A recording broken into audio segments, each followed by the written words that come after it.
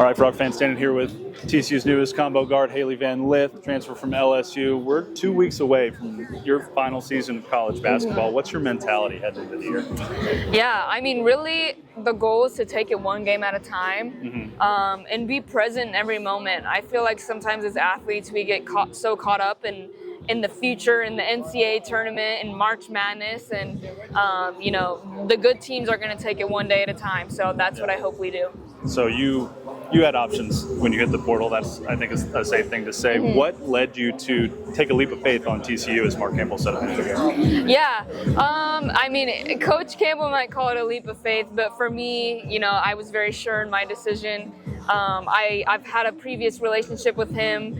He recruited me to Oregon out of high school when he was the assistant there, and he's a very genuine, authentic person, and I trust his opinion. And he said that he thought that they could help me reach my full potential for this last year, and I 100% believe him. And I think the system that TCU has is perfect for me, and it's perfect for me not only to thrive but also to grow and become better. So that's all I can ask for. So when you talk about thriving, growing, getting better, what are kind of some of the keys to that, and what are some of the ways that you feel like you need to grow? Yeah, I think when I look at the league, with my height and my position, I need to be able to shoot the ball from the three at an elite level. I probably need to be able to take a step off the line as well and have some range.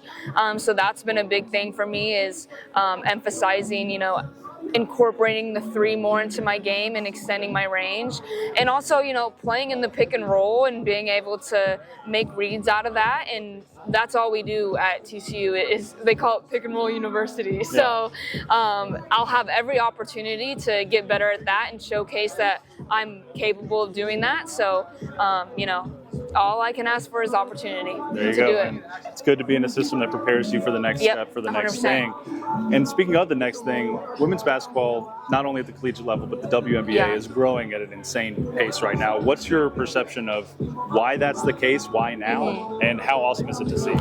Yeah, I mean, the reason why it's happening now is because we have a perfect storm with the type of talent that's being produced, and also the age of media and social media and TV, and just how that's so accessible to everybody. And also NIL has helped get players' brands out there, players' names. A lot of women's basketball people are fans because of one specific player. And if that's how it has to start, that's okay. You always have to start somewhere. But I think the talent has always been elite in women's basketball, but these last couple of years has been the perfect environment for media, talent, TV, game schedule, NCAA, everything coming together at the right time to help grow the game. You mentioned social media. You have a huge social media presence. Yeah. How do you isolate basketball versus brand deals, socials, all the things that you have when it's time to hoop? How do you isolate that? Yeah, I am fortunate with the team that I have around me. I have a lot of great people that, the key is them knowing me really well. And they know me. They know that when basketball season comes around, basketball is always the first priority for me. It's my love. It's my passion. I'm never going to sacrifice basketball for an NIL deal, for media, anything like that. And, they know that, so they know how to help me navigate that. And so I'm super blessed with that. But I think also with me, I keep my priorities straight, and that's also what people love about me. I might not be the most active person on TikTok, but they appreciate that because that's who I am. And it's okay to be genuine to yourself. And if you aren't an Instagram girl and you're a Twitter girl, that's okay. Be authentic to Twitter.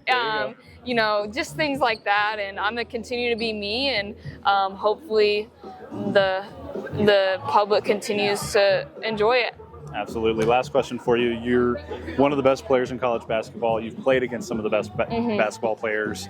And I know that you're one of your big idols, one of your big inspirations is one of the best basketball players to ever do it, Kobe. Talk about his influence. Talk about what you learned from him and how you kind of carry his memory forward. Yeah. From a skill standpoint, Kobe taught me how to keep the game simple. And when you see I play out of a jab step, pump fake a lot, and that was Kobe. You know, he taught me that sometimes you got to play without dribbling the ball, and that's how you set people up. Jab game, pump fake game, footwork, pivoting, things like that. But the biggest thing for me with Kobe was the mental side. And he started me on my journey of learning how important the mental side is. And, you know, that was his biggest message to me was, you know, how to cultivate that internal environment where you can just thrive and have no boundaries. And, you know, unfortunately, he passed, and so I've had to continue that journey on my own, but you know, I haven't lost it. His words have always stayed with me, and you know, I think I'm in a good place right now. Awesome. Hailey, thank you for the time. Yeah. Frog fans, you can catch Hailey and the rest of the women's basketball team November 5th, 6:30 at Schollmeyer, first game of the season. Hope to see you all there. Go Frogs.